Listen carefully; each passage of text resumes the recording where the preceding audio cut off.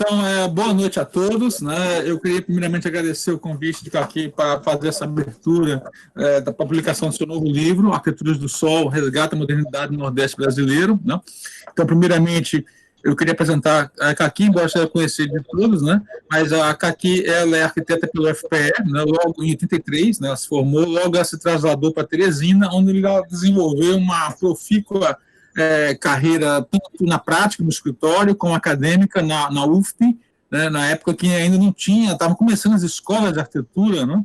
Ela fez especializações em arte e cultura barroca em Minas Gerais, né? Em 86, fez também uma conservação urbana aqui pelo SESC, no MDU, foi quando eu a conheci em 98, né? Então já temos mais de 20 anos, né? Já ensinava no FPE nessa época, há mais de 20 anos já conheço aqui. Ela fez seu mestrado em História aqui na UFPE e fez doutorado na ETSAB, na UPC, né, na Espanha, em 2006, com uma tese sobre a arquitetura da escola de Pernambucana da década de 50. Né? Nesse tempo todo, ela teve um papel muito importante, né, de formar gerações inteiras na parte de pesquisa e na dedicação ao estudo da arquitetura moderna, num estado que era carente de escola de arquitetura, né, até pelo menos 90 e pouco, quando surgiu a escola lá.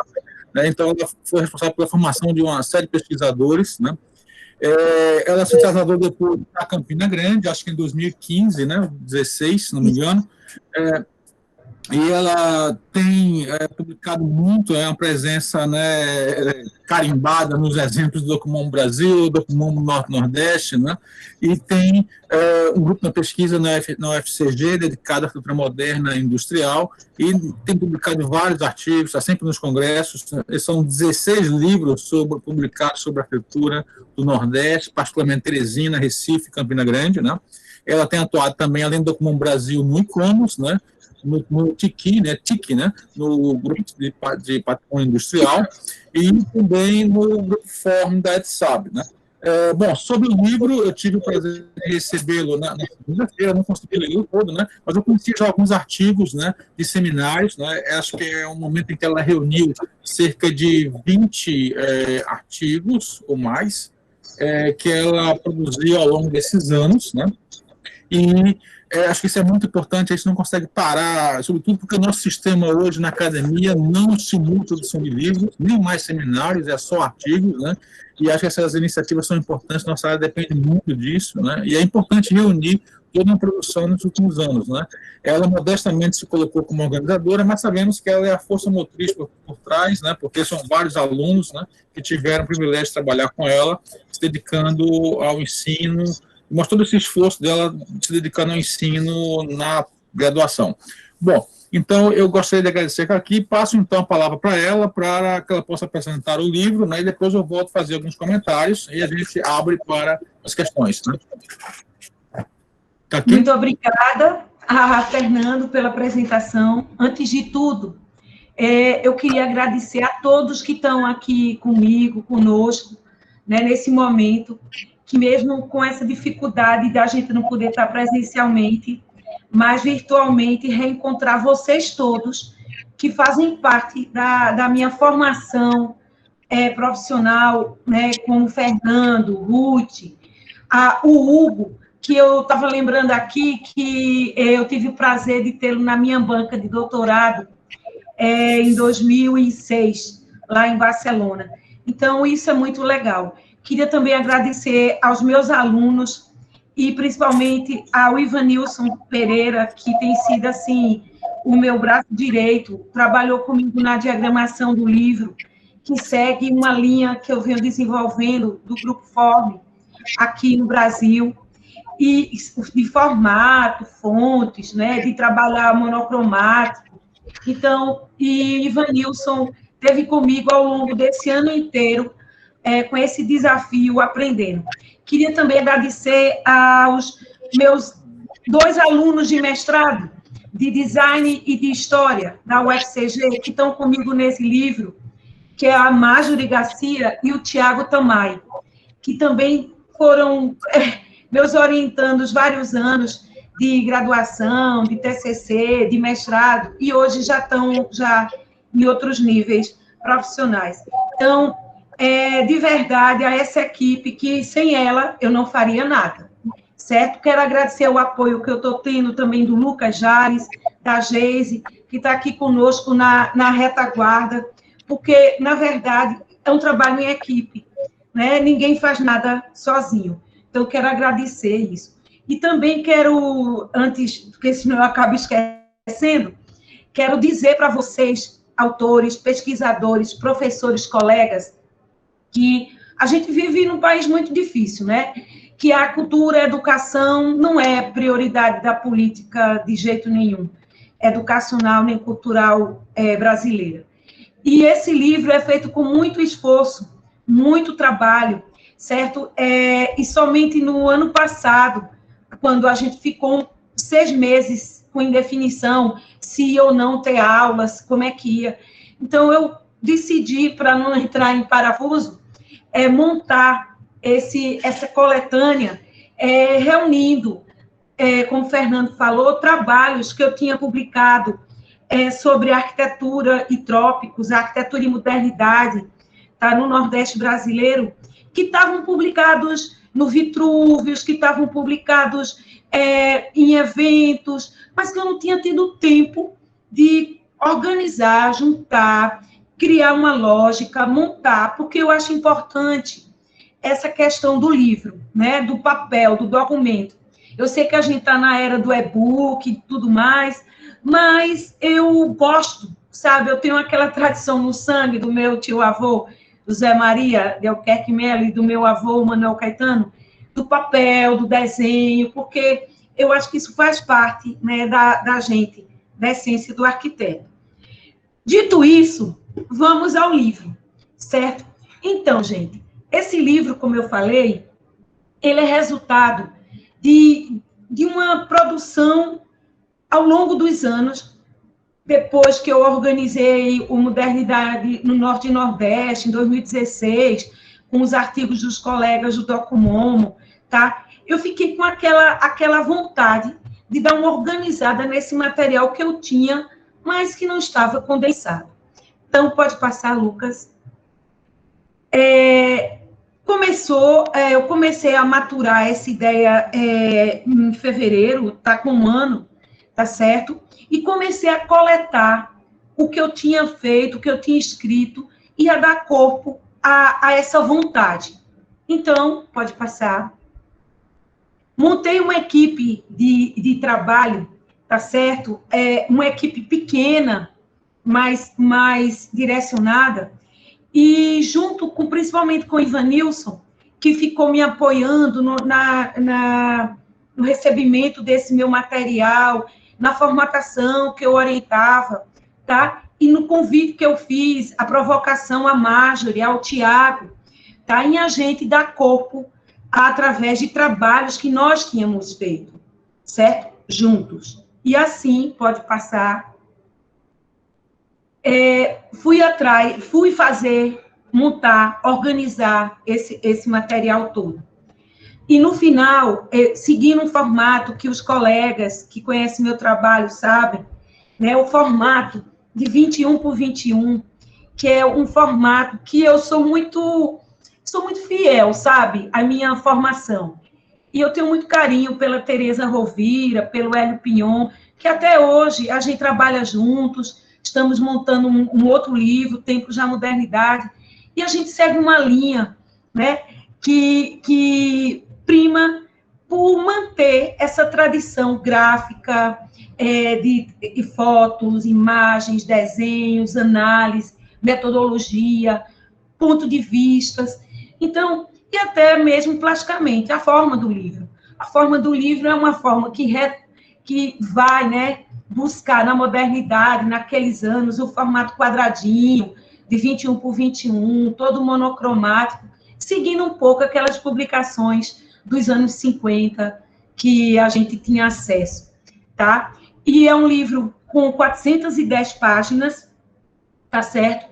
Eu primei, né, eu quis que ele continuasse com a qualidade dos outros, num papel couché, essa coisa toda. Também a questão do ISBN, que eu acho fundamental, que não adianta a gente fazer um trabalho desse e não estar registrado na Biblioteca Nacional. Mas, gente, tudo isso você sabe o quanto é difícil, né? Para formatar, para conseguir ISBN. Agradeço a EDUF, minha antiga universidade, que me apoiou para conseguir o ISBN lá, e também o apoio financeiro que eu tive através de um concurso, de um edital, na Prefeitura Municipal de Campina Grande, através da Lei Aldir Blanc, que proporcionou a impressão de uma quantidade para poder começar a trabalhar. Pode passar.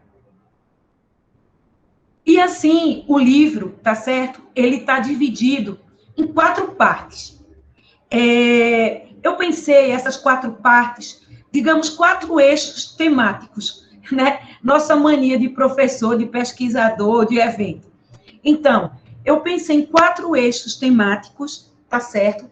E o primeiro deles, eu intitulei Arquiteturas do Sol. Esse Arquiteturas do Sol é um termo, tá certo?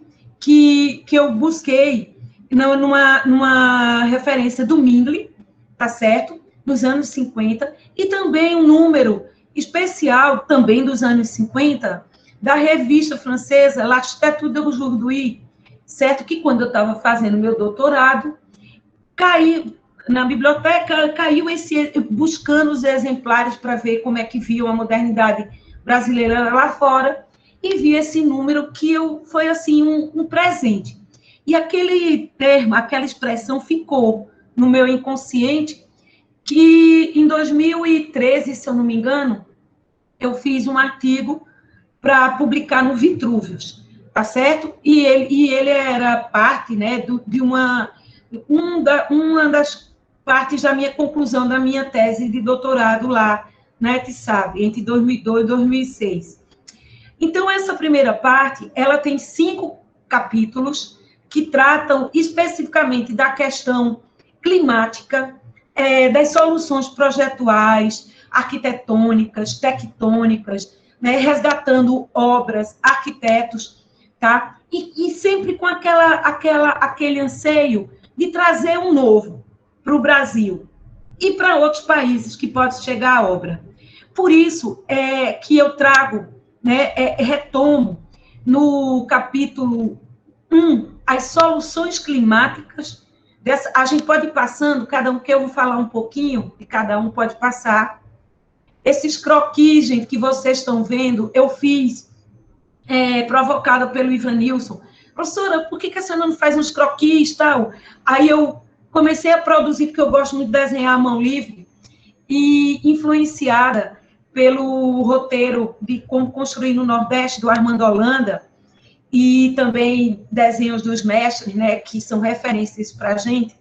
Eu, uma noite, comecei a fazer esboço, mandava para o Ivanilson, e o Ivanilson separava o que ele achava legal.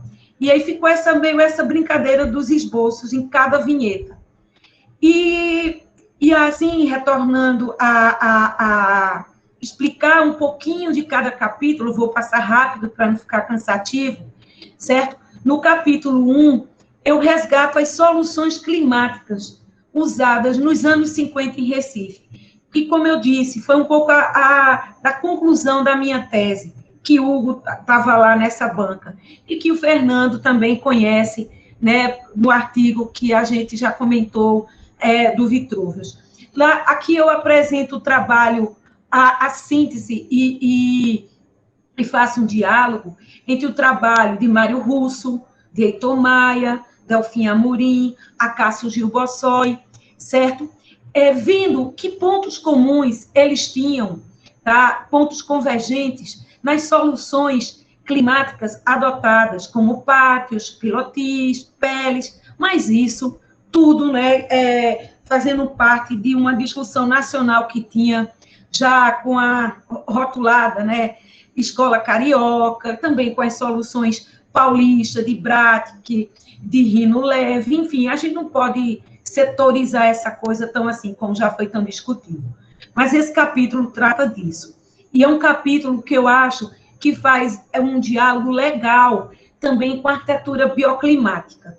quem estuda conforto, clima, né, vê como a modernidade chegou a tais soluções. Nesse capítulo tem várias ilustrações, fotografias que eu fiz ao longo da minha pesquisa, tá? E a gente tira muito partido dessa imagem, dos redesenhos.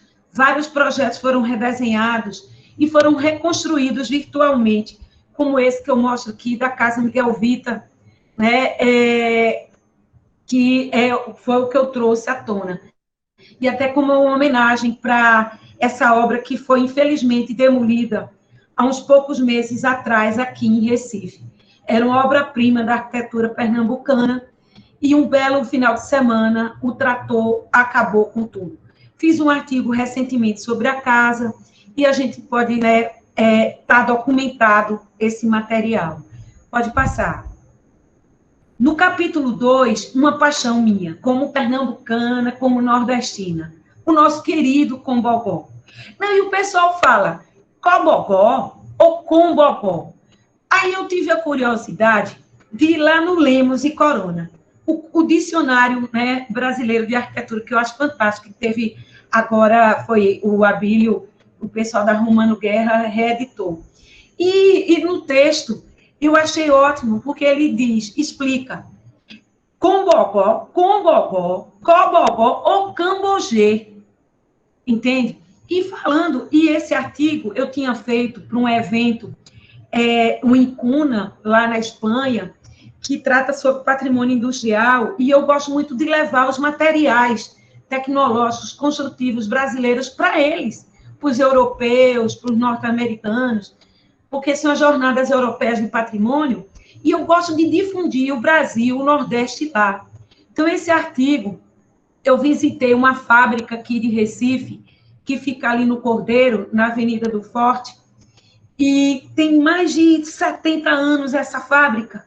Conheci o dono, o criador, as formas, a forma de fabricar artesanal, fiquei encantada, né? E hoje a gente sabe que tem um processo já industrializado, bem mais, né, com tecnologias, mas essa coisa de resgatar a história do Cobogó, e também eu acho legal, porque eu retomo vários artigos escritos, livros, sobre o tema, como um livro lindo, que foi feito aqui em Recife, por um fotógrafo, um arquiteto, com textos do Antenor, lindo, um livro sobre Cobogó.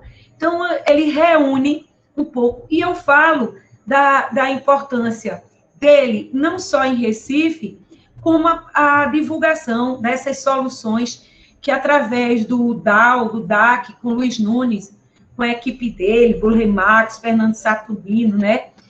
Quando voltam para o Rio de Janeiro, e Lúcio Costa no Parque Guile, com Joaquim Cardoso, todo mundo, o Cobogó se espalha de uma forma, né, por todo o Brasil, sendo assim hoje um patrimônio tecnológico construtivo brasileiro. Pode passar. Minha colega Ana, aqui presente, que eu tenho muito carinho, do Industrial Heritage.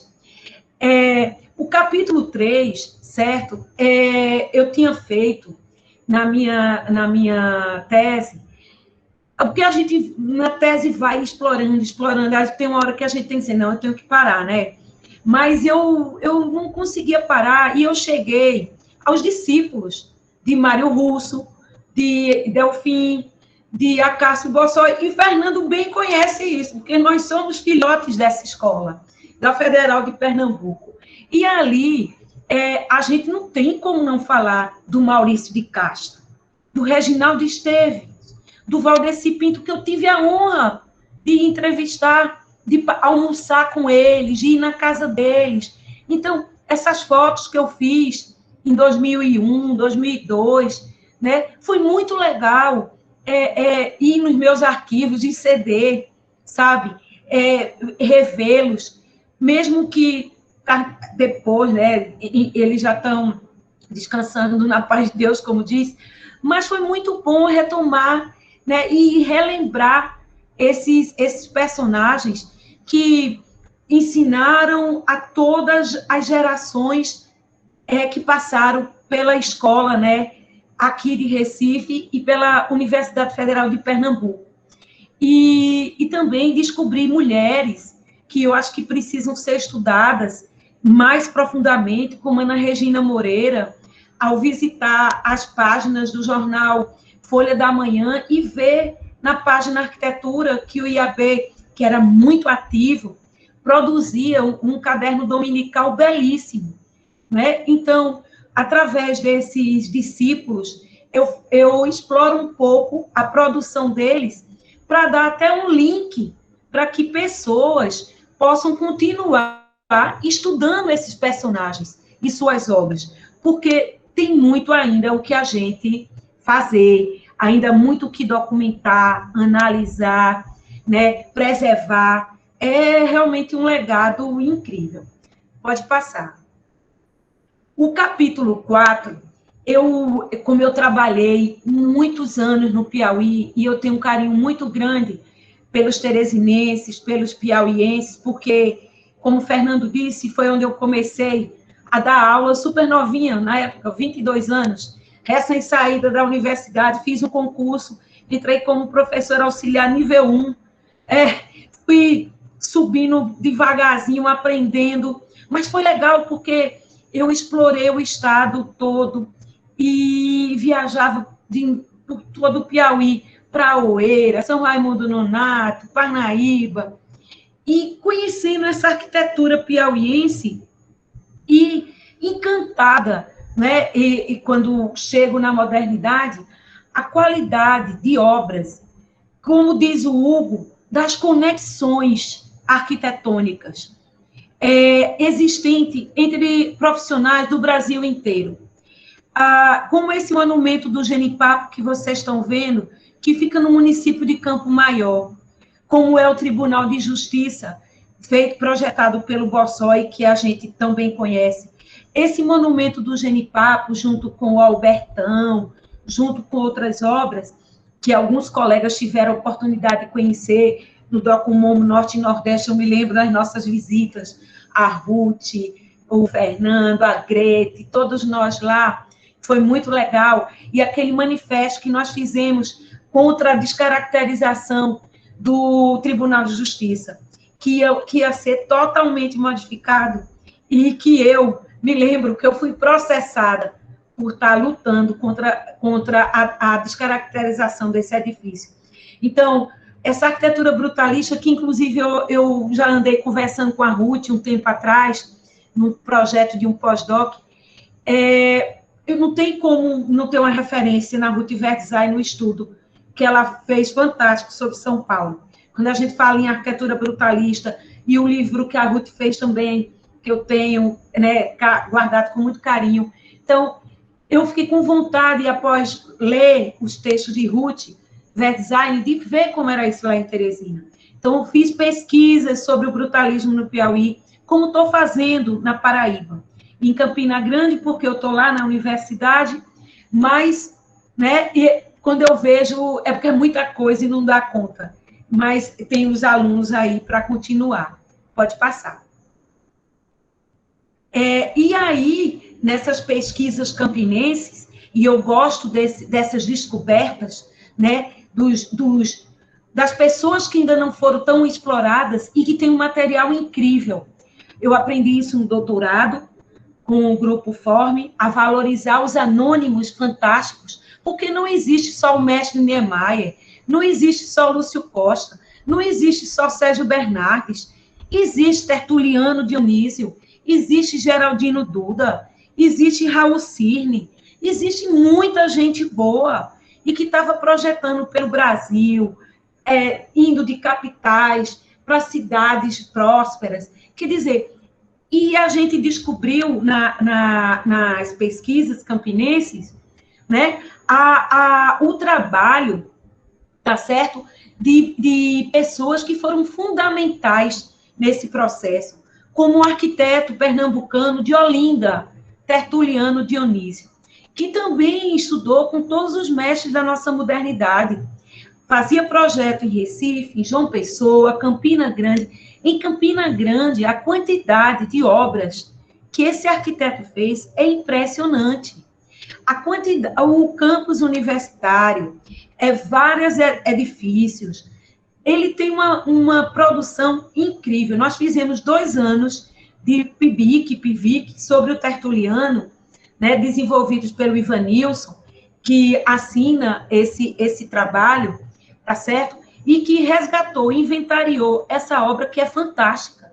Então, a importância que eu digo aqui aos colegas, da gente olhar para cidades que não são as capitais, que não são do eixo sudeste, mas que tem uma produção rica, incrível, e que o Brasil inteiro precisa conhecer e reconhecer enquanto patrimônio cultural. Tá certo? Pode passar. Colegas aqui, Ricardo Vidal, Betânia, beijos. Obrigada por vocês estarem aqui. Bom, a parte 2. A parte 2, gente, é um tema que eu tenho lido bastante e que, porque, assim, eu acho que desde a vinda do Frampton ao Brasil, né, no Docomomo Brasil, e essa discussão da tectônica, da dimensão construtiva da arquitetura. Eu sempre defendi, e sou adepta, do conceito de Lúcio Costa, que a arquitetura é construção. Eu vivo dizendo isso para os meus alunos de projeto, de teoria da modernidade. Né? Por quê? O projeto é uma ferramenta, mas a arquitetura é a construção. É a materialidade, é o sistema construtivo, são as peles, os detalhes, as texturas, o lugar, né? Essa mão de obra, esse saber fazer. E eu tive a oportunidade de comprar o livro do Frampton em espanhol, traduzido pela ACAL, né, em Madrid, e eu fiquei apaixonada lendo Frampton, ele analisando os arquitetos, né, como Mies, Carlos Scarpa, fazendo referência aos textos que eu me lembro do Fernando Gregotti, que você tem um texto maravilhoso, Fernando, sobre o detalhe em Frascati e Vittorio Gregotti. Então, porque essa questão da tectônica, né, dos nós, dos encontros, dessa materialidade. Então, e da estrutura, da relação arquitetura e estrutura. Porque um princípio da modernidade, como diz o nosso querido Hélio Pignon, é esse diálogo da arquitetura com a estrutura, certo? Então, quando a gente vê a obra de Raul Cirne, um grande mineiro, um arquiteto que eu tive o prazer de conhecer aos 84 anos, já velhinho, fui lá em Belo Horizonte, na casa dele, porque ele projetou para a CEBLA, que era a construtora do Emílio Balgarte, certo? Projetos na época da ditadura militar, já é uma outra questão, certo? Todos esses grandes projetos em concreto armado. O cunhado tinha uma construtora que era amiga, enfim. E aí fez obras no Maranhão, no Piauí, na Paraíba, fez o Mineirão. Então, assim, obras a essa sociedade pelo Brasil inteiro. Então, eu comecei a resgatar o trabalho do Raul Cirne, certo? No Nordeste. Estudei ele no Piauí e estou estudando ele na Paraíba. Nesse capítulo, pode passar, que eu vou falando um pouquinho sobre cada um, certo? Eu trato de 2 obras do Raul Cirne, que ele era especialista em fazer estádios de futebol. Então, ele fez o Albertão, ele fez o Amigão, ele fez todos esses grandes estádios e fez o de São Luís. E ele tinha muita influência do Nervi, que era o grande, né, italiano que fez, nos anos 60 e 50, vários estádios pela Itália inteira, dialogando arquitetura e estrutura. E quando eu vejo as formas de Raul Cirne, porque eu não tive, ele faleceu logo em seguida, eu até brinco assim com meus alunos, porque eu tenho medo até de entrevistar determinados arquitetos, porque às vezes eles estão tão velhinhos, aí quando eu vejo, eles faleceram, a maior parte dos personagens que eu entrevistei. Mas eu tinha vontade de continuar a conversa com o Raul Cirne e perguntar para ele de que forma o Luigi Levi estava presente nessa sua arquitetura, porque é impressionante. Quando a gente pega os estádios de Florença, de Ravenna, enfim, com essa leveza da marquise, esse grande vão. É fantástica a solução estrutural. E resolve um módulo e repete. Então, no livro, eu trato também dessa questão. Pode passar. Ainda sobre tectônica, aí vem a questão da materialidade. Né? A materialidade existente, aí eu pego como estudo de caso, certo? Arquitetura residencial de Geraldino Duda. Gente, Geraldino Duda é um arquiteto autodidata, campinense, mas fez engenharia civil, desenhava super bem, certo? Gente, e ele fez centenas de projetos numa cidade que pulsava riqueza na época, devido ao incremento industrial da dinheiros injetado pela Sudene. As casas dele eram tão bonitas, tão famosas, que foram capa da revista Cruzeiro, de abrangência nacional. E esses projetos, a gente já inventariou pelo Grupal, pelo grupo de pesquisa. A Camila, uma ex-aluna que hoje está fazendo mestrado na USP, que teve, inclusive, com a Ruth, conversando, trocando umas ideias. A Camila estudou Geraldino no PIBIC comigo, e estudou no TCC, tá certo? E a gente continua o trabalho sobre suas obras, principalmente residenciais, que são incríveis. Agora, assim, o que me dá dó, gente, porque nós temos esses inventários fichados, muitas dessas obras analisadas, muito material, mas sabe o que acontece?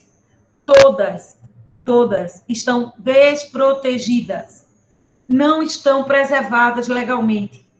Qualquer hora podem ser demolidas. Então, assim, é uma situação de risco que a gente diz assim, vamos documentar antes que se acabe tudo. Porque, e esse livro é um pouco isso, é resgatar, trazer essa riqueza da materialidade, da pedra. O Geraldino, ele desenha com as pedras, usa a pedra do agreste em lajes planas, em texturas irregulares, né? E as soluções das plantas dele, também com painéis artísticos, todo o vocabulário de modernidade, de uma forma fantástica. Geraldino Duda, pode passar. Inclusive, os meninos de Campina Grande têm um grupo fazendo um filme, um documentário super legal sobre a obra do Geraldino Duda, o Ítalo Tavares com uma equipe. Então, vocês vejam aqui um pouco dessa materialidade, né? Olha essa escada, né? Projetada por ele, detalhada por ele. E essa casa que Augusto Reinaldo fez, projetou várias obras em Campina Grande, mas que também foi demolida. Ela estava em processo de tombamento, tinham materiais incríveis que, graças a Deus, nós conseguimos resgatar em documento, certo? Mas que hoje o que resta é um terreno. Pode passar. É triste, é triste. E aí, trabalhando materialidade, um trabalho que eu tive o prazer de orientar no mestrado em design, que eu era vinculada, certo? Na parte de história da modernidade, do design, da arquitetura de elementos, como gradis e tudo mais, eu orientei o Tiago Tamay, que está aqui com a gente hoje. O Tiago é um querido, é designer, é jornalista e hoje é doutorando em design em Porto Alegre. O Tiago fez um trabalho belíssimo de um resgate de 200 tipos de mosaicos. Mosaicos que eram produzidos não só no período eclético, mas durante a modernidade. Como Campina Grande tinha dificuldade de acesso à cerâmica, eles continuaram usando o ladrilho hidráulico na modernidade. Então, você vai em casas dos anos 50, dos anos 60, ladrilho. E nesse texto, que é um resumo, né? É um resumo de vários trabalhos que nós publicamos juntos, o Tiago, na dissertação de mestrado dele, ele analisou 20 tipos desses 200, porque eu tive que selecionar com ele, certo? Um trabalho belíssimo de análise de trama, de design, fantástico, de cor. Vale a pena. E como eu digo, gente, esses artigos, esses capítulos, ele é o link para você se aprofundar em coisas mais robustas, materiais mais robustos que nós temos à disposição de quem quiser continuar essas pesquisas, né? E dialogar com a gente de outros estados. Pode passar. E aí, também sobre materialidade e tectônica, nós descobrimos uma obra que não tem totalmente a autenticidade da assinatura do Lelé, mas que partiu, né, dos seus princípios, que foi a construção dos caiques, Brasil afora. Mais de 300 caiques, né? E a gente foi buscar as referências nas obras escritas sobre o Lelé, tá certo? Nos livros do La Torraca, em textos do Hugo Segawa, em textos de vários autores brasileiros. Muito recentemente, André Marques, que publicou um com Abílio Guerra, certo? E eu preocupada, porque, gente, como é que tem uma obra aqui em Campina Grande, um caique desse, certo? E que estavam ameaçando demolir. Demolir total. Por quê? Porque durante toda a existência da obra, dos anos 94 para cá, nunca o conjunto foi conservado. Nunca foi mantido. Nunca desentupiram as calhas, nunca limparam os pilares que têm a vazão de água, nunca fizeram as manutenções dos sheds. Como é que uma obra dessa pode ficar em pé? Então, assim, é muito difícil para a gente, pesquisador, ver o dinheiro público indo pelo ralo.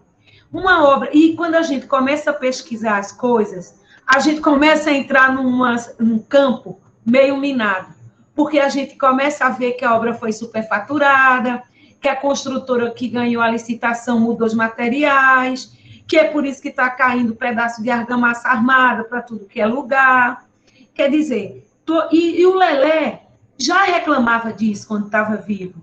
A gente tem feito uma ponte com a professora Seila, da UFBA, inclusive a gente apresentou nossa pesquisa lá, e tivemos juntos, né, Fernando, lá na UFBA, ali, visitando aquele bloco que tem dentro da Faculdade de Arquitetura, que Lelé projetou lá, e quando a gente vê, assim, a conservação desses elementos, sabe, desses materiais, a gente fica muito, muito preocupado com essa conservação, sabe?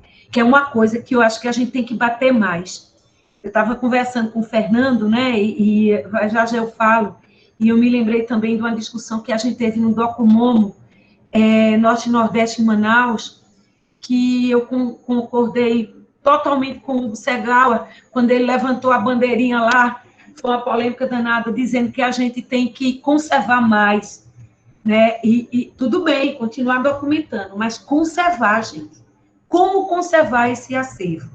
Pode passar. E esses materiais que têm uma vida útil, não é verdade? E aí, também, completando essa parte, fechando essa parte, a gente chegou a uma obra do Tertuliano na própria universidade, que são os... Perdão. São os blocos de aula, tá certo? Do CM, tá? Onde ele usa um sistema tectônico modulado, com peles, cobogós, fantástico. Resultado também de pesquisas de iniciação científica que a gente usou também para esse trabalho, ferramentas digitais, como laser scanner, para levantar o edifício todo, para ter um nível de detalhamento. Um trabalho também que Ivanilson, né, levou adiante com a ajuda de pesquisadores voluntários como Matheus, Lucas, enfim, pode passar, redesenhando esses elementos. A minha nova paixão que eu digo assim, não é? Uns 5 anos para cá, não é tão nova. Eu comecei a ver muita obra legal, certo? Sobre patrimônio industrial moderno. E aí eu comecei a ler sobre o papel da Sudene, o desenvolvimento econômico do Nordeste. Aí eu comecei a porque eu ficava dizendo, meu Deus, por que aqui tem tanta casa legal? O que aconteceu em Campina Grande para ter uma arquitetura moderna tão rica? Tem alguma explicação. Alguma coisa aconteceu. Aí comecei a chegar no ciclo do algodão, tá? Nos pátios ferroviários, pode passar. Aí eu fui puxando o fio da meada, porque eu tenho que entender o porquê desses condicionantes. Porque a arquitetura existe por algum motivo, né? É um complexo que vai junto, todas as dimensões. E aí, né, para a protomodernidade, ou arte déco, tá certo? Ele puxa essa linguagem através da arquitetura usada, né, nos pátios ferroviários.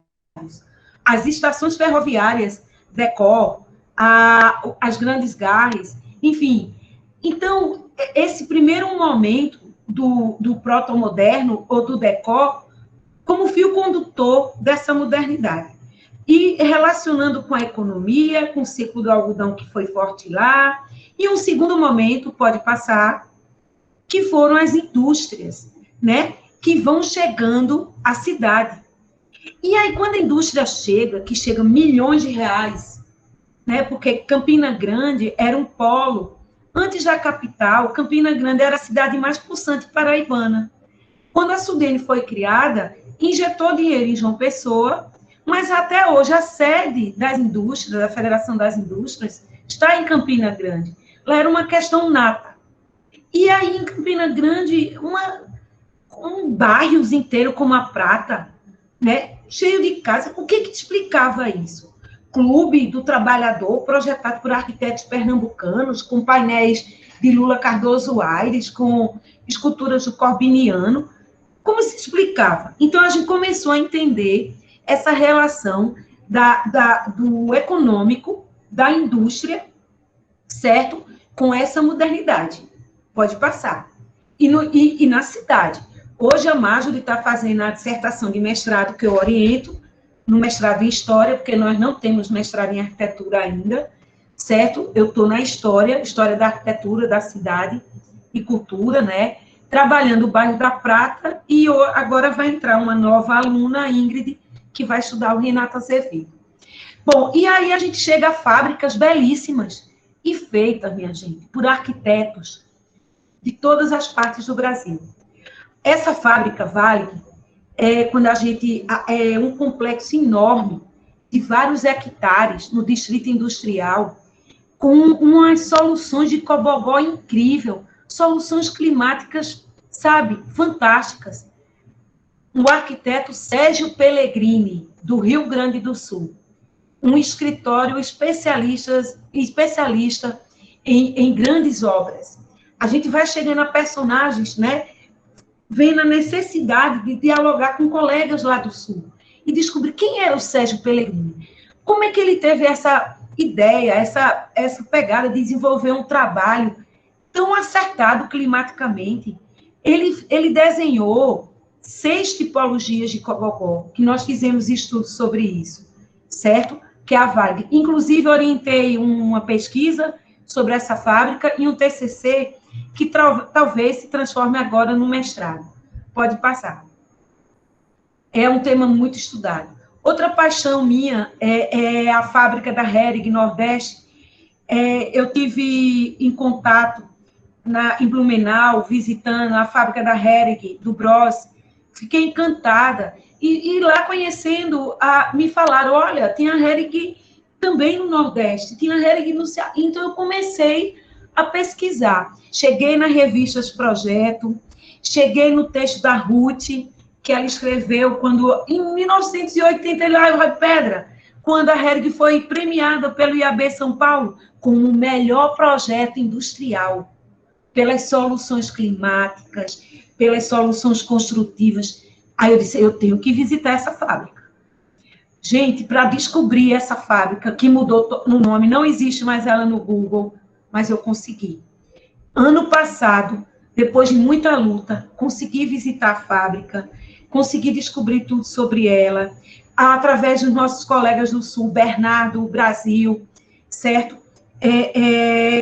Eles me passaram o livro do Bros, feito por uma equipe muito legal de documento. Tive acesso na biblioteca da USP, às 2 revistas Projetos. e fui lá ver o que estava acontecendo com a fábrica. Já fiz vários artigos sobre ela, certo? E trouxe para o livro, né, esse trabalho que eu estava escrevendo no ano passado. Agora eu já fiz mais coisas, mas aí fica para outro. Mas porque ela é fantástica. Ela tem vários blocos. Fica no município de Paratibe, em Paulista, perto do Cotem, de uma penitenciária, numa área super esquisita. Mas eu consegui chegar lá, certo? E foi muito bom, valeu a pena. Parte da fábrica se transformou num condomínio industrial, mas o grande monobloco principal está ocioso. Eu disse, meu Deus, já pensou se a gente fizesse uma universidade aqui dentro? Fizesse cursos, trouxesse vida para cá? Gente, eu vou correr. Vamos lá, já está acabando. Então, pode passar. A Fábrica da Bombril, que é outra obra de arte, né, feita pelo Bossó e equipe do escritório dele, tá? Que fica aqui também em Recife. Pode passar. Eu vou passar mais rápido. A Fábrica da Primol, que era uma grande fábrica de pré-fabricados, que fazia projeto em todo o Nordeste. A sede era na Paraíba, mas fazia Bahia, Pernambuco, Rio Grande do Norte, com sistemas estruturais de viga única, quer dizer, construindo a modernidade pré-fabricada. Pode passar. E aí, para concluir, a última etapa, certo? A última parte do livro, que eu dou uma cutucadazinha sutil na discussão da documentação e conservação, né? Aí, no capítulo 17, pode passar,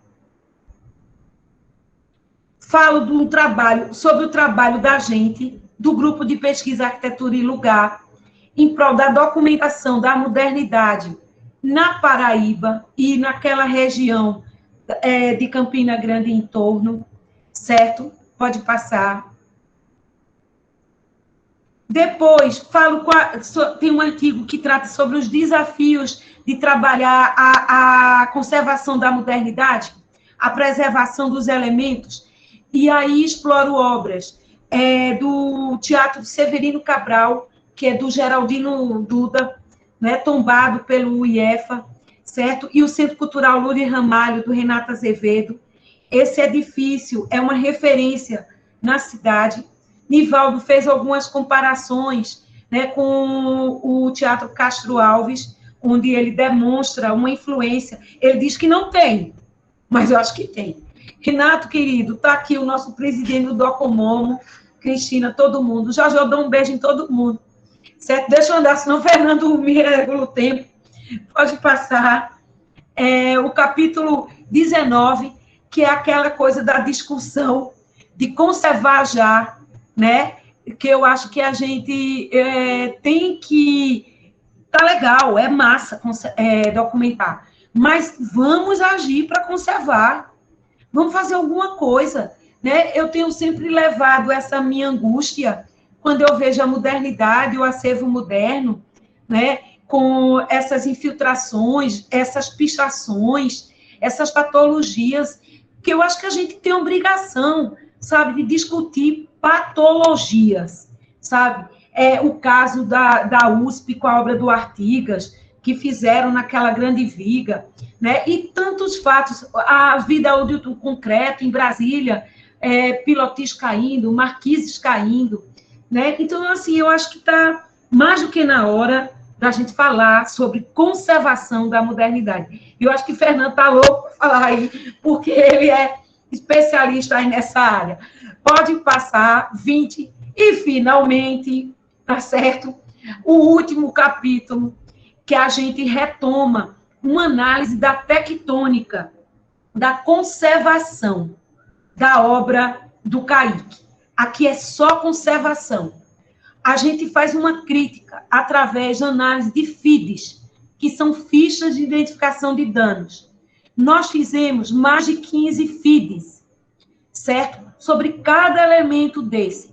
Foi reconstruído tridimensionalmente e bidimensionalmente pelo PIBIC de Ivanilson, que pretende seguir com isso no mestrado, em doutorado, logo agora, em breve, certo? Sobre essa questão da conservação desses elementos construtivos da modernidade, dos pilares concretos, da argamassa armada, das fibras, das resinas que foram usadas, dos sheds, que isso por tudo que é lugar do nosso Brasil. Pode ir passando.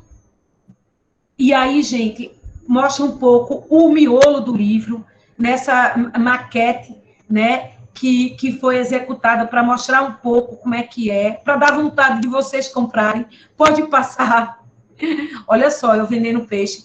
Aqui na página, o detalhe construtivo do Cobogó, como a gente trabalha graficamente essas imagens, porque a gente acredita que uma imagem diz muito, né? Uma foto, um detalhe, pode passar toda a nossa lógica, certo?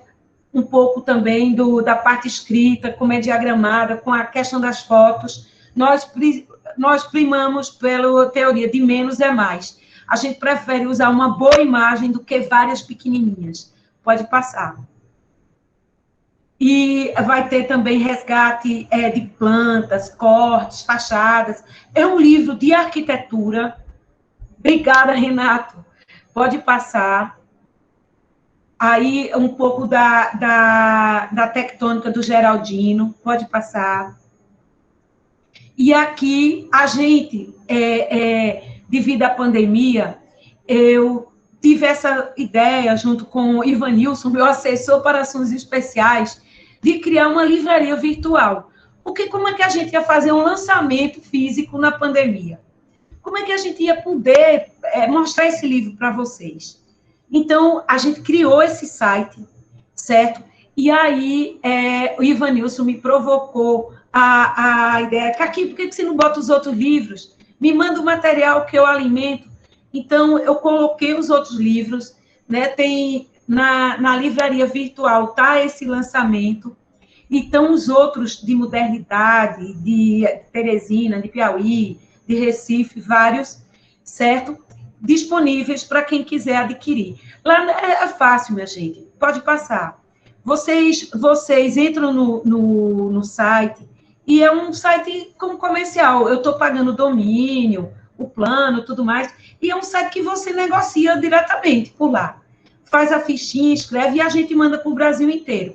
Quem quiser autógrafo, me manda no particular, que eu autografo. Eu já mandei para Brasília, para Graciete, para Márcia em Belém, já mandei para o Brasil inteiro aí, para o Rude em Florianópolis. Quer dizer, não tem barreiras, por isso é que a gente criou isso, e virtualmente, para a gente poder interagir. Tá joia? Então, eu queria agradecer a todos. Desculpem, porque eu falo demais, certo? E obrigada. Obrigado por aqui. Eu peço desculpas, né, pelo ter ficado cobrando o tempo, porque vocês tinham falado entre 20 a 30 minutos. Eu tive que dar. Nossa, desculpa. Bom, então, antes de passar, eu queria fazer alguns comentários, antes de a gente abrir para as questões, mas eu acho que eu vou fazer primeiro uma coisa bem cafona, que é aquela coisa de registrar a presença. Enquanto virtual, a gente vê pessoas, né? Então, eu queria agradecer a participação da Isabel Holanda, né, que é filha do Armando Holanda, está prestigiando aqui dos Estados Unidos, né? O Renato Gama Rosa, presidente do coordenador do Comum Brasil, o Hugo Ruth de São Paulo, né? E vários professores, colegas nossos, várias cidades do Norte e Nordeste, o Ricardo Paiva, no Ceará, Selma, no Pará, Graciete, em Roraima, Greto, no Maranhão, né? Além de muitos ex-alunos nossos aí, a Alda, né, no Rio, Lucas, em Goiânia, né, o Pedro Valadares, aqui em Recife, Juliana também. Bom, e tem vários outros que não dá para ver todo mundo aqui, mas eu gostaria de agradecer a presença de todos, né? Agradecer aqui novamente pelo privilégio de mediar essa sessão, né? E como nós vimos, o livro está dividido em 4 partes. Arquiteturas do Sol é uma que mostra muitas raízes em comum, né? Tem muito a ver com a nossa formação aqui no UFPE, o papel daquele pequeno livro do Armando de Holanda, o Roteiro para Construir no Nordeste, né? De todas aquelas estratégias para projetar no Nordeste, criar uma sombra, recuar paredes, vazar muros, né? Mas muito mais do que isso, do que um roteiro, Isabela também, é também uma forma de nós, não é muito mais do que chegar ao bom projeto, o livro nos fala muito mais da relação entre arquitetura e natureza, né?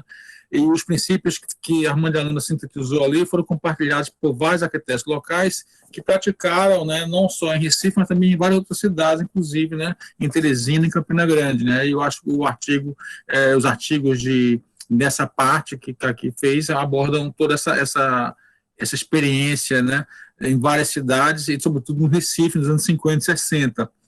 Na dimensão da tectônica, a segunda, né, é a questão central, são os materiais, são as técnicas, né, tento me mostrar como é que o manejo dessas técnicas, desses materiais, confere significado ao edifício, né? Mostra como o edifício deve ser bem resolvido, né? E mostra algumas questões, né? Ou seja, como esse arquiteto pensava, em deixar os materiais expostos, encobri-los, eles nos mostram uma história que esses materiais nos falam também, da beleza da técnica, nos falam também de um contexto muito específico, ainda sendo industrialização, que nós não tínhamos uma mão de obra ainda não temos totalmente industrial, a gente vê muito da mão do artesão nesses projetos, né? Por fim, o terceiro núcleo é o patrimônio industrial, que também, novamente, voltando uma região carente, né, ainda nos anos 50 e 60, a gente vê iniciativas muito interessantes de pré-fabricação, de serialidade, de repetição, que nos fazem nos perguntar algumas questões já tradicionais, ou seja, como é que nós vamos fazer uma arquitetura única, adaptada ao lugar e tudo, se muitas vezes os materiais são repetidos, já existem antes mesmo de pensarmos no projeto, né? Então, os artigos sobre a Hering de Bros, né, a Bombril de Bossoi, e esses projetos do Valig e Premol em Campina Grande, sobretudo Valig e Premol, são descobertas muito interessantes do trabalho de Caqui, né? E, por fim, no quarto bloco, a questão da documentação e da conservação, né, que é justamente a necessidade de conservarmos, né, esses registros da arquitetura moderna, que muitas vezes, né, nós sabemos da pressão que acontece sobre nossas cidades, né? Iniciativas imobiliárias têm provocado o aparecimento de obras modernas muito significativas, né? Essas obras também não têm manutenção, têm problemas, né, de conservação e tudo.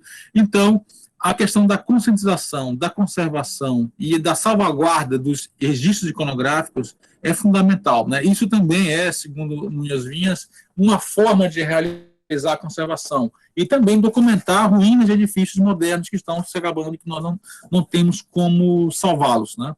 Então, eu queria só terminar com isso, parabenizar Caqui e falar um pouco também que isso no livro nos fala muito desse projeto moderno, né? Enquanto nós acreditávamos que a arquitetura moderna era um projeto universal, fruto da razão, da tecnologia, pronto para ser implantado nos mais distantes cantos do mundo, a gente de fato vê que nessa expansão a arquitetura moderna encontrou regiões que não eram urbanas, né, que não eram totalmente industriais, que estavam longe de qualquer processo de reforma social, que tinham climas e características culturais muito diferentes daquelas da Europa onde ela foi gestada, na Europa Central, né?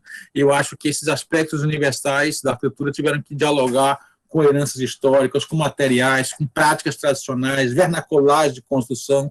Eu acho que o Nordeste mostrou-se um laboratório muito rico para mostrar essas diferentes experiências modernas, né? Bom, então, são breves palavras, eu passo, então, faço a abertura aqui para a plateia. Questões e comentários?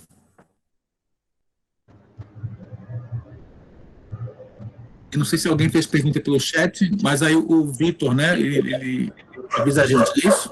Nilson, Não, eu queria agradecer, Fernando, as tuas colocações, e realmente a gente vê, né, que o Nordeste, de fato, foi um grande laboratório, porque a dificuldade do processo de industrialização, de racionalização que a arquitetura moderna exigia, muitas vezes a gente ainda não estava naquele grau de mão de obra e tecnológico. E essas buscas por essa materialidade como a pedra, o mosaico. Ó, o Hugo está querendo falar. Diga aí, Hugo. Hugo? Rapidamente, aqui, parabéns. Eu vou combinar o livro, comprar o livro. Esse capítulo sobre a arquitetura de industrialização do Nordeste é muito interessante. Porque eu me recordo do Hans Bros, eu conheci o Hans Bros, eu visitei os trabalhos dele. Me recordo que o grande desafio dessa era em Nordeste era como abrigar, eu não me lembro, sei lá, vamos dizer, 200 funcionárias, mulheres, em sua maioria, costuravam esse ambiente, e como fazer com que esse ambiente fosse naturalmente ventilado, porque aí um professor nosso, da FAO, né, que fez o projeto de ventilação, e ele recordava que havia uma reclamação nessa fábrica, que as moças passavam frio. Então, eu vejo esse universo curioso. Você falou de um arquiteto, Sérgio Pellegrini, do Rio Grande do Sul, que é um outro sulista, né? Vive no frio, né? E o Hans Bros, ele tinha base em Santa Catarina, em Florianópolis, né? Como é que essas pessoas tinham essa sensibilidade para tratar desse assunto, visto de tão longe? É aquilo que, enfim, aquilo que eu defendo um pouco sobre esses arquitetos nômades, migrantes, que tem essa sensibilidade de contexto, acho que é muito importante, mesmo dentro do Nordeste e em todo o Brasil. Acho que isso é uma observação. E uma outra questão mais historiográfica, mas olha, eu não quero... que não precisa ser respondida agora. Sim. Foi o Geraldo Gomes da Silva que me contou, isso no início dos anos 80, eu fiz uma resenha daquele livro do Delfim Amorim, na revista Projeto, que o Luizinho Amorim publicou, né? Eu fiz uma resenha e o Geraldo, daquele jeito dele, ele não gostou da resenha, né? E por isso que nos tornamos muito bons amigos. Ele que me falou dessa história do Cobogó, Coimbra, Workman e Góes. E por conta disso que eu o convidei para ele escrever no livro Arquiteturas no Brasil, anos 80, um ensaio sobre enfim, o início da arquitetura moderna no Pernambuco. E eu queria confirmar uma coisa com vocês que estudam isso. Eu nunca li, antes do Geraldo, nenhuma referência ao Cobogó, como abreviatura. Nunca li. Depois que ele publicou esse artigo, que essa história do Cobogó, pelo menos, começou a circular pela historiografia brasileira. É uma dúvida. E segundo, que o Cobogó me parece um termo nordestino-pernambucano. Porque quando eu conversei com o Lúcio Costa, ele falou, essa coisa do Cobogó, etc., né? Mas ele falava, olha, mas o que eu realmente usava como elemento vazado era claustra. O que é uma claustra? Claustra é um nome da arquitetura tradicional, clássica, europeia, que é o equivalente ao elemento vazado. E aí, recentemente, não sei se alguns talvez viram, né, uma palestra do Pedro Guedes, que é um arquiteto, enfim, africano, né, ele é da África do Sul, formado, filho do Pedro Guedes, que hoje está na Austrália. Quando eu conversei com o Pedro Guedes, eu falei, olha, mas o Lúcio Costa uma vez me comentou, né, essa coisa da claustra, ele dizendo, vocês chamam de Cobogó, né? E aí ele falou, aí a palestra dele foi sobre o uso de elementos vazados na ventilação da arquitetura dos trópicos, colonial, realizado por ingleses nas colônias asiáticas. E que se falava, então, de claustra. E o Pedro Guedes me confirmou, olha, de fato, se usava a palavra claustro, ou se entendia a claustro como aquele elemento da arquitetura tradicional, vamos dizer, do vocabulário da arquitetura tradicional, que nos trópicos asiáticos e africanos se utilizava para designar o elemento vazado para criar esses áreas de sombreamento e ventilação. Então, o Cobogó é um termo nordestino, enfim, que nasce aí, mas historiograficamente, o Geraldo que lembrou isso. Eu não sei se existe um estudo, ou alguém que tenha estudado essa firma, do Coimbra, Botman e Góes.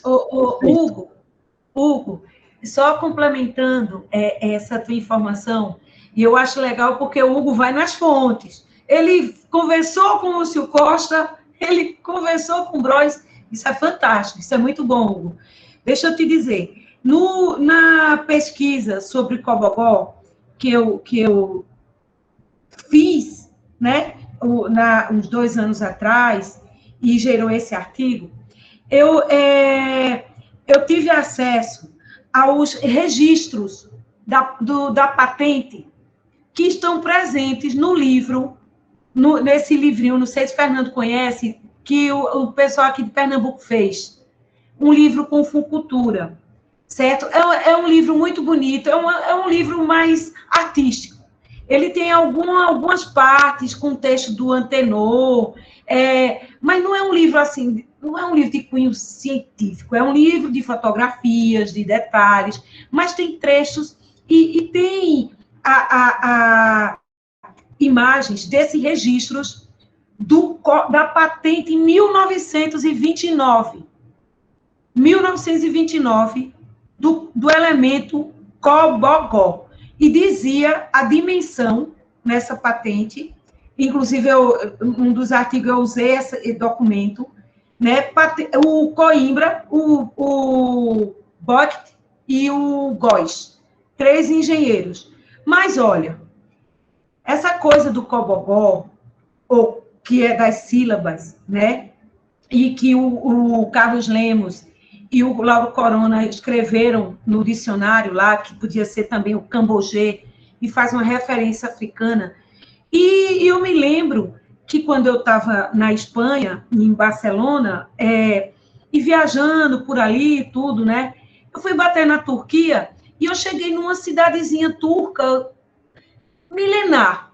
E sabe o que eu encontrei na cidadezinha turca? Cobogóis cerâmicos. Não era cobogó de concreto, porque o cobogó, esse registrado, foi em concreto, em cimento com ferro, certo? Mas esse cobogó que a gente conhece hoje, cerâmico, ele existia há milênios, porque eu estava no museu histórico turco, e essa peça, esses fragmentos, né, que os espanhóis chamam de celocias. Inclusive, eu tenho conversado muito com alguns espanhóis, e é impressionante a presença de peles, né, de cobogós cerâmicos, como foram utilizados no Parque Güell, pelo Lúcio Costa, que fez aquele tapete, né, e que foi adotando, e que virou uma febre, que Bossoli usou aqui, que Amorim usou, todos os arquitetos usaram, né, na arquitetura pernambucana, essa renda nas fachadas inteiras. Mas de cobogó cerâmico. Porque Luiz Nunes e a equipe do DAO e do DAC nos anos 30, porque ele foi registrado em 1929 como produto. Nos anos 30, com Luiz Nunes, quando vem para o Carlos Lima Cavalcante, para o governo dele, ele adotou, Fernando sabe, no Leprosada Miroeira, em tudo que é projeto, no pavilhão de verificação de óbitos, em tudo. Era aquele cobogó clássico, o 50 por 50 quadradinho. Aquele era o patenteado. Aqui de Pernambuco, aquele. Entendeu? Mas esse papo do cobogó dá coisa. Viu? Não, inclusive, Hugo, que está falando do Oriente, né? Exatamente. E tem a referência, que eu li também um livro do Watson Rodrigues, aquele desenho, toda a arquitetura brasileira feita desenhada, né? Ele faz referência ao Muxarabi, para a criação dessas peles, né? Então, essa influência árabe, né, oriental, eu acho que a gente tem que mergulhar, sabe? É um tema, assim, que me instiga muito e que realmente eu tenho vontade de ir atrás. Mas vamos perseguir com os estudos. Fernando? Documentário arquitetônico, isso mesmo, Fernando. Esse aí, né? É um livro. Esse, do Watson Rodrigues, José Watson Rodrigues, se eu não me engano. Watson Rodrigues. É lindo. É um livro super bonito, todo cheio de desenhos e tal. Gente, vocês fiquem à vontade de perguntar alguma coisa, alguma curiosidade, o que quiserem. Ruth? E Ruth? Oi, Ruth. Oi, querida, tudo bem? Na verdade, eu não quero perguntar nada, não. Eu quero parabenizar você. Eu acho, assim, fantástico esse trabalho, porque ele vai em todos os... Né? Aquela ideia do arquiteto que vai da cidade acolher, eu acho que agora a gente tem que mudar a arquiteta, que vai da prática, o ensino, a pesquisa, a formação de novos profissionais, né, que você, inclusive, inclui no livro com essa generosidade que você tem mesmo, né, que a gente conhece, né? Eu acho que é um exemplo, não só o livro é muito bom, mas é um exemplo de como fazer as coisas, né, de como a gente tem que fazer, todos nós, né? Então, parabéns, só para elogiar. Já contei e já quero meu com dedicatório, senão não pode ser. Olha, Ruth, o meu maior presente, de verdade, é ver vocês, e no caso que eu estou falando contigo, te ver aqui. Porque você, eu não estou falando isso de corpo presente, mas você é uma referência para mim, né, como pesquisadora. Eu sou fã dos seus artigos, do teu trabalho, na época, à frente da revista Projeto, do teu trabalho sobre arquitetura brutalista, que eu acho fantástico, né? E, assim, e muito inspira. Então, assim, muito obrigada por seu reconhecimento. Para mim, é uma honra, de verdade, de coração. Saiba disso. E eu acho que a gente deve falar as coisas, né? Quando a pessoa está viva, está ali, a gente tem que dizer quem admira, quem ama, ter gratidão. E eu tenho, sabe? Tem pessoas que são muito importantes na minha trajetória. Sem dúvida, Ruth, você como mulher, como arquiteta, como pesquisadora, professora, lá vem meu lado feminista, é uma referência. Não, mas Alcília, a hoje é para você, então é você. Mas como eu vejo vocês, e não vou me lembrar da importância que vocês têm para mim, não tem como. Não, mas então, olha, eu agradeço os elogios, mas eu acho que assim, gostei muito de estar aqui presente, mesmo que seja virtualmente, e vou continuar aqui só ouvindo os colegas. Beijão. Beijo. Obrigada, Ruth. Acho que eu estava falando, inclusive, com o Caqui antes, essa capacidade dela de fazer as coisas, né? Incrível, né? Eu já falei, a gente fica sempre nessa coisa dos programas para graduação, e quais, e artigo, nessa questão toda dispersa, né? Diferentes, eu acho que é importante reunir isso, né? Dar uma forma física a isso. E assim, o Fernando, não, e assim, eu também tenho que frisar que um trabalho que tem sido legal hoje em dia é o meu trabalho junto à coordenação do Comitê Nacional de Documentação, do ICOMOS Brasil. Eu acho que eu já conversei com o Renato sobre isso, sobre essa aproximação, né? O Leonardo Castriota, que me convidou para estar à frente.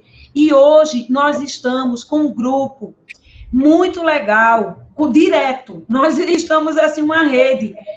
Eu convidei colegas como a Grete, que está aqui, a Selma Chaves, a Graciete, o Joelmi Marques, né? Uma turma, o Tiago, o Ricardo Paiva. Então, essa turma toda do Docomomo, viu, Renato? E Fernando? Fernando foi nosso ex-presidente do Docomomo, o atual é o Renato Gama. Essa turma, Renato, do ICOMOS, certo? Eu trouxe muita gente do Docomomo para cá, para estar com a gente no ICOMOS Doc, para a gente organizar, entende? E trabalhar junto.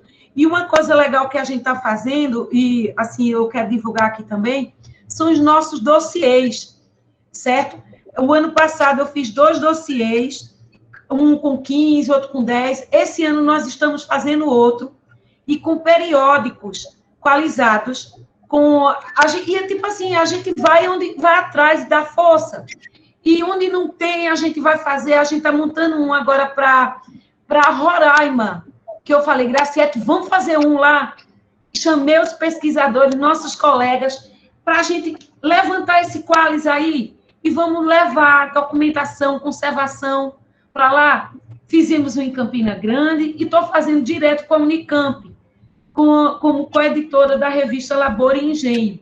Então, assim, convido a todos que queiram fazer parte da nossa rede, tanto de Docomomo, aqui com o nosso presidente, Renato, né, como com o ICOMOS, Doc, eu aqui como coordenadora também e vinculada ao Leonardo Castriota, a gente está aberto para esse diálogo.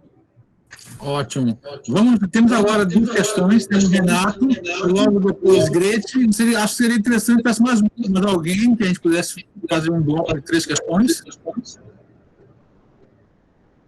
Então vamos os 2, então, depois alguém aparece. Vai, Renato. Então vou eu. Vai, Renato.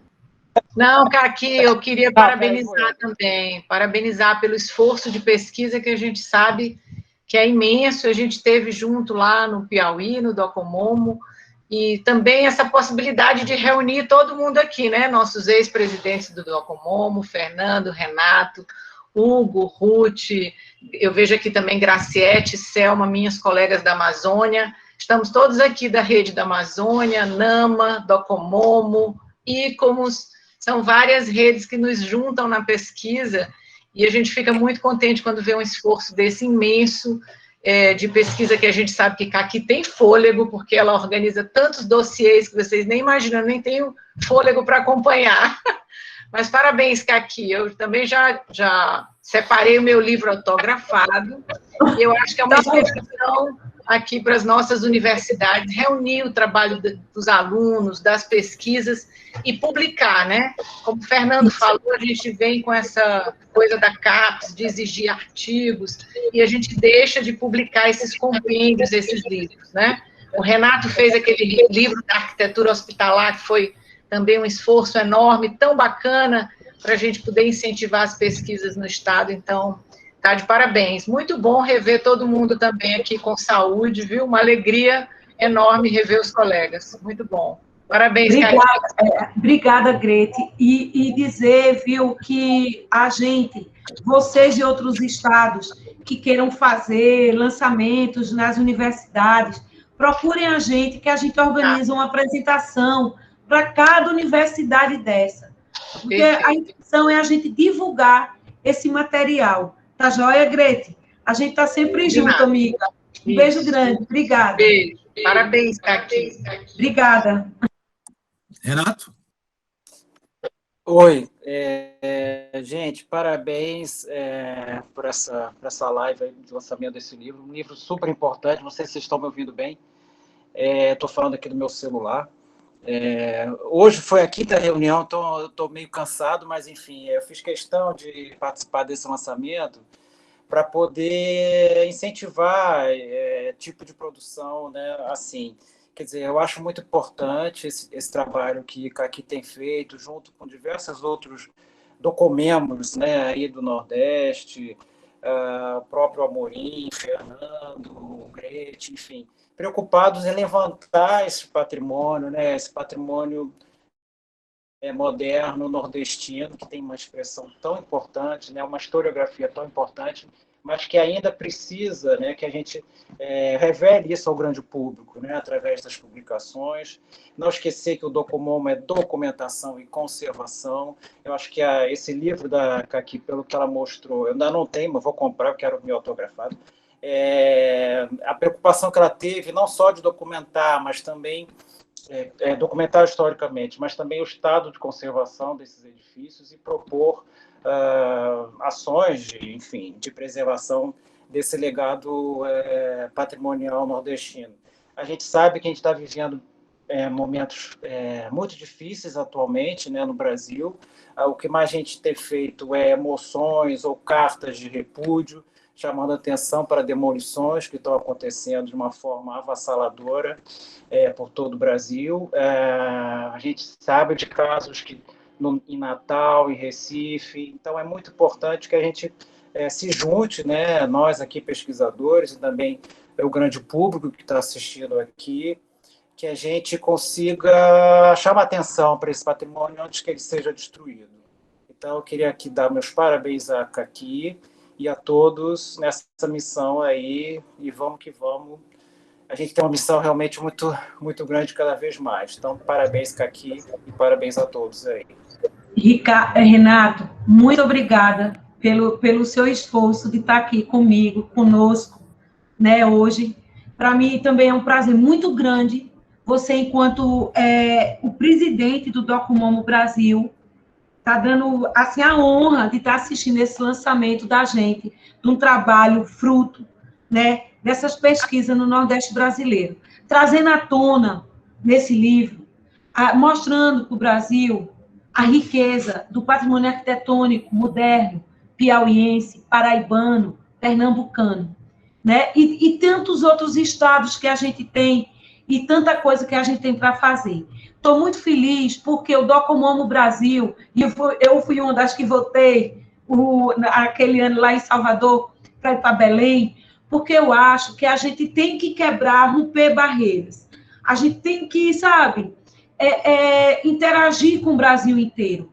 Nós temos muitos Brasis dentro de um só. E tem muita coisa para ser mostrada, ser valorizada. Né? O Norte, principalmente, o Nordeste já está meio caminho andado, o Centro-Oeste precisa, claro, com exceção de Brasília, mas temos aí Mato Grosso do Sul, né? Então, que precisa dessa chacoalhada.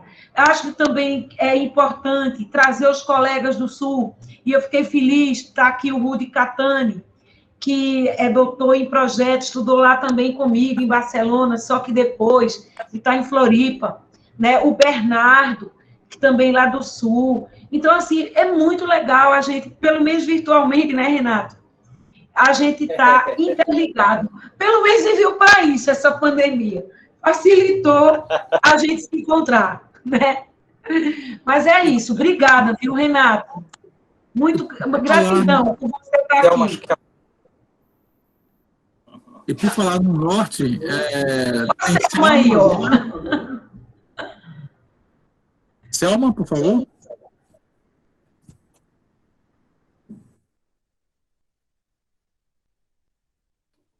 Agora, estão me ouvindo?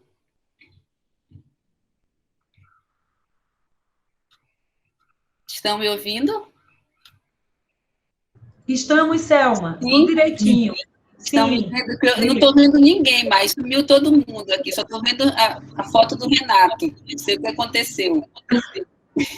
Então, Caqui, querida, é para te parabenizar por esse livro tão lindo, não é?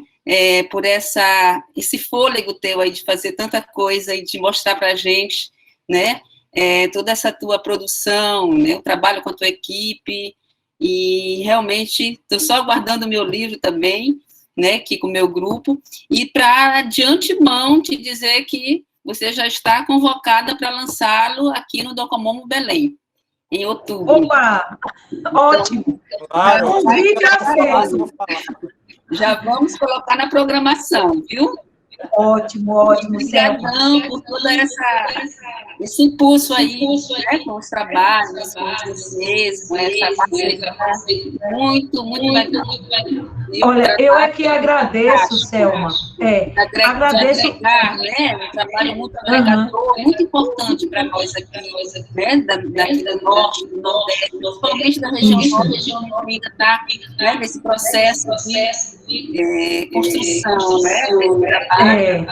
E é muito importante a gente realmente trabalhar em parceria, né, com outros colegas. Ô, Selma, eu acho que o primeiro passo que a gente deu, o primeiro passo que nós demos do Norte e Nordeste foi aquele seminário lá em Teresina, em 2016, quando a gente reuniu, conseguiu trazer gente, né, de outros estados do Norte que não estavam tão presentes nos outros, e a partir dali a gente começou a construir uma rede com vocês, e vocês fortaleceram através do SAMA, com o apoio do Hugo, tudo, Graciete, todo mundo, esse grupo, né, que está... Eu sei o trabalho bandeirante que é, porque, de certa forma, eu fiz isso na época, no Piauí. Porque quando eu cheguei no Piauí, em 1983, dezembro, e 84, não tinha nada dessas coisas, entende? Então, foi uma construção. E eu sei como eu converso contigo, converso com a Graciete, e eu vejo o trabalho de vocês, como é difícil, e parabenizo Selma pelo programa de pós-graduação, por estar levando, né, estar implantando o doutorado, por estar levando o Documomo Brasil, que eu tenho certeza, Selma, que vai ser um sucesso, se Deus quiser, e vai ser, certo? Tamo junto, tá?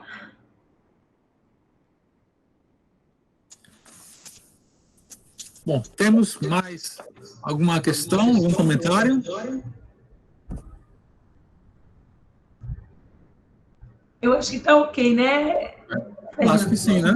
É. Bom, então, mais uma vez, eu gostaria de dar os parabéns para estar aqui, agradecer esse convite, a oportunidade, né? A gente está numa situação tão difícil no Brasil inteiro, mas é importante a gente fazer esse encontro, uma vez, né? Pelo menos virtualmente, né? Agradeço por estar aqui, mas registrar a importância desse trabalho, né? De você dar todos esses artigos, né? Realmente a gente precisa muito dessas publicações, né? E mais um passo para a gente reconhecer o patrimônio moderno, particularmente no Norte e no Nordeste, né? Bom, então, quem quer fazer mais alguma... Eu acho que uma moça, Juliana, levantou a mão, Fernando. Juliana, desculpa, não vi, não. Juliana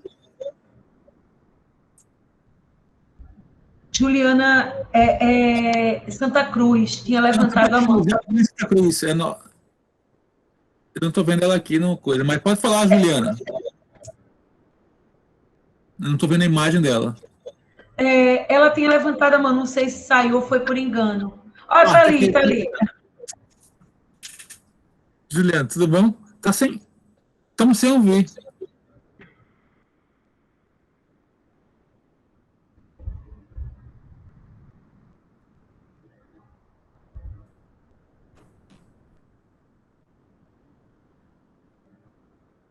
Amanda Guerra deixou uma pergunta, Fernando.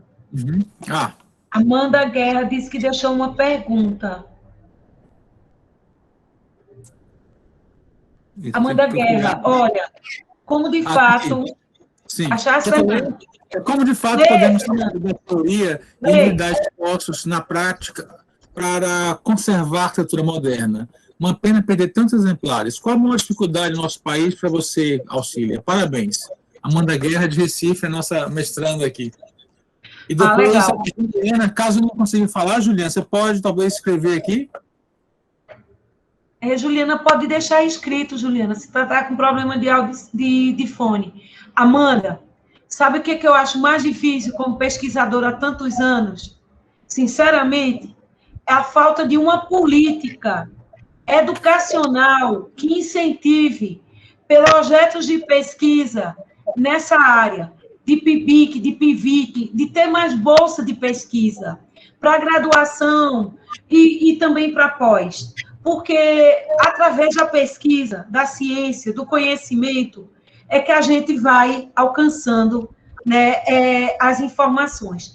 Fora isso, a falta de política nacional educacional, eu também vejo uma falta de vontade política dos municípios, certo? De fortalecerem as suas secretarias de cultura e de dialogar os acervos patrimoniais com o planejamento urbano. Eu acho que patrimônio não pode ser visto somente como cultura, tem que ser visto como cidade, tem que ser visto como questão urbana. Enquanto não for visto dessa forma, a gente vai ficar vendo dia a dia o acervo moderno ser destroçado, demolido, descaracterizado. Agora, eu acho que também o CAU, o IAB, o Documomo, o ICOMOS, certo? Precisam cobrar, se unir e cobrar dos municípios, por causa do Estatuto da Cidade, que diz que a obrigação inicial do município, da cidade, em proteger os seus acervos. E as cidades não têm feito esse dever de casa, entende? As prefeituras são desaparelhadas, nós não temos técnicos, a legislação está caduca, não tem, quer dizer, é uma falta de vontade, é deixar para lá para demolir e a especulação imobiliária tomar conta. Eu vejo isso, sabe? É falta de vontade política. Total. E Juliana escreveu alguma coisa, Fernando, ou não? Parabéns pelo livro que faz para lê-lo, saber como obtê-lo. O quê? Cortou. Parabéns pelo livro, ansiosa para lê-lo, gostaria de saber como obtê-lo. Ah, tá, João, vou fazer a minha propagandinha final. Ivanilson, bota aí no chat o site da livraria. Gente, é fácil, certo? Todos os livros que eu publiquei ao longo dos anos, inclusive esse, estão disponíveis no site da livraria, que é esse, www.grupoarquiteturaelugar.com. Lá, vocês podem comprar, tá certo? Com cartão, boleto, Pix, PicPay, o que quiser. E quem quiser autógrafo, manda uma mensagenzinha, porque eu estou autografando e colocando nos correios e despachando para o Brasil inteiro. Tá joia? Olha como eu estou comercial danado, Fernando. É mesmo. Bom, gente, então eu agradeço a presença de todos. Né? E eu agradeço a sua, viu, Fernando? Fernando, do coração, eu quero agradecer imensamente a ti pela disponibilidade. O penúltimo livro foi Fernando também que apresentou aqui no IAB, Pernambuco, lembra? Em 2018, não me lembro. Acho que foi 2018 que a gente fez. Então, assim, é uma pessoa que eu tenho um carinho muito grande, porque ele vem acompanhando, foi o meu orientador na especialização em 98, certo? E desde então, a gente tem feito palestras no Piauí, foi de bancas. Fernando, tenho muito carinho, respeito pelo teu trabalho, pela sua trajetória. Como eu disse aqui, né? E eu não estou jogando confete nas pessoas, mas é porque realmente eu acho que a gente tem que dizer as coisas enquanto está presente em vida, sabe? E, Fernando, saiba disso, pode contar sempre, certo? Porque a admiração pelo seu trabalho, sua trajetória é incrível. E você sempre esteve ali junto, apoiando, divulgando, incentivando. E eu só me lembrei de ti quando eu fui fazer esse lançamento. E, assim, muito obrigada por seu tempo, sei do corre-corre. E eu queria também agradecer a todos vocês que estiveram com a gente aqui hoje. Aldinha, nossa secretária executiva do ICOMOSDOC, todo mundo, tá? Grete, todo mundo, Adriana, meus alunos.